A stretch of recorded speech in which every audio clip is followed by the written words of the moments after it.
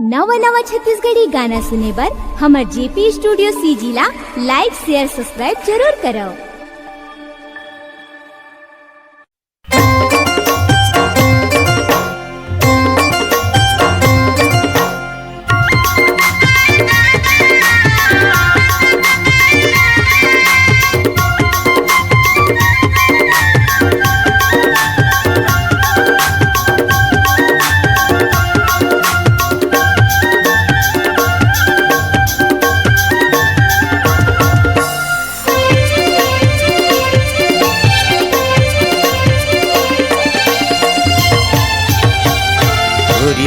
चेहराओ आखी आखी माजुल के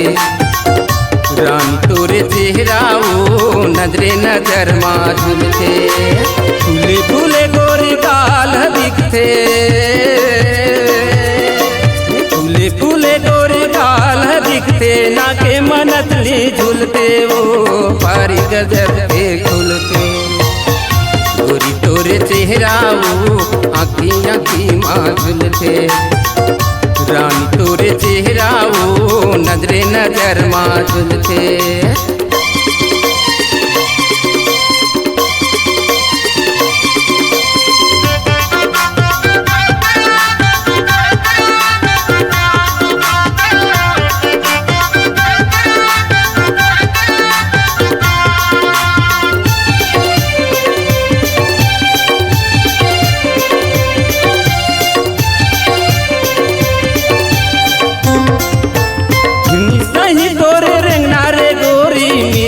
कस तोर पानी वो चढ़े जवानी 16 बरस के जैसे आमा के जानी वो चढ़े जवानी 16 बरस के जैसे आमा के जानी वो हिमनी सही गोरे रेंगना रे गोरी मिर्गिन कस तोर पानी वो चढ़े जवानी 16 बरस के जैसे आमा के जानी वो चढ़े जवानी 16 बरस के जैसे आमा के जानी वो फूले फूले गोरी गाल दिखते फूले फूले गोरी गाल दिखते माथा में टिकली चमके वो बारी गजब के खुलते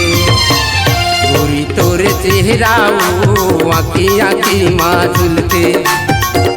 रानी तोरे चेहराओ नजरे नजर माजुलते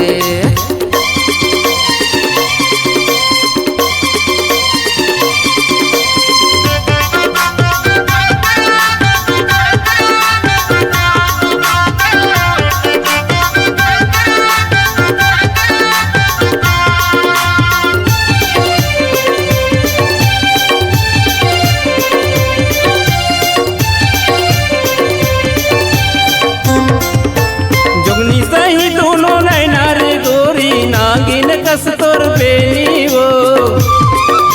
मारे छलानी फैशन सजा के रूप के जैसे रानी वो मारे छलानी फैशन सजा के रूप के जैसे रानी वो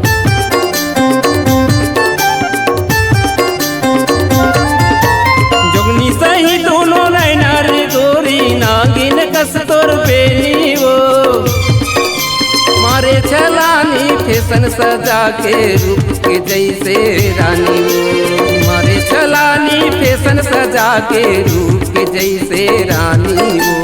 फूले फूले गोरे गाल दिखते फूले फूले गोरे गाल दिखते काने में बाली झूलते वो बारी गजब के खुलते गोरी तोरे चेहराओ आखी आखी माजुलते रानी तोरे चेहराओ नजरे नजर माजुलते फूले फूले गोरे गाल दिखते फूले फूले गोरे गाल दिखते नाके मनतली झूलते वो पारी गजब के खुलते गोरी तोरे चेहराओ आखी आखी माजुलते रानी तोरे चेहराओ नजरे नजर माजुलते गोरी तोरे चेहराओ माँ झुलते। रानी तोर चेहरा वो नजरे नजर माँ झुलते। गोरी तोर चेहरा वो आँखी आँखी माँ झुलते।